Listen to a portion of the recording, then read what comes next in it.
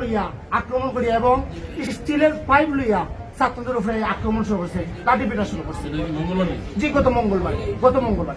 এই প্রেক্ষিতে আমরা এলাকাবাসী যখন জানছেন, সাথে সাথে এলাকাবাসী আইসন, আমাদের এই মাদ্রাসা কমিটির সদস্য মিলে এলাকাবাসী সাথে আইয়া সবে তারাই থামাইছেন। আমরা ছাত্রদের সাথে সাথে সেফ হয়ে গেছেন ভিতরে, আমরা বাচ্চাদের সেফ করছি।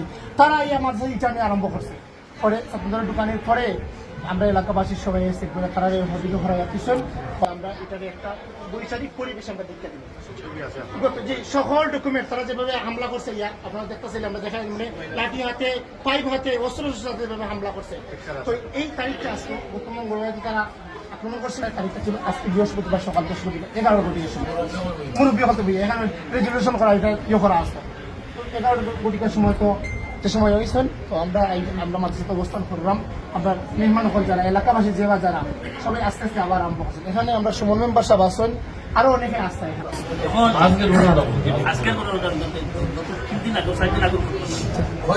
আপনার আওয়ার বাদে যেটা দেখলাম তার সন্ত্রাসের যে জয়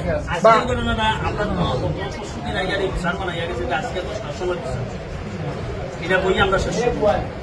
এখন আমার আগে কিছু মানুষ আইসো, আমার আগে আমার কাছে একটা ফোন করছেন যে মাদ্রাসা আপনারা তাহলে সানিয়া আপনার তীর রান্না নাম্বার আরো 2-3 জন মানুষ তারা আক্রমণ করছে মাদ্রাসা তীর অবরোধ করছে। কেউ সাবাস নাই, আগে দিকে ছেলের কাছে আমি বলে দেবো।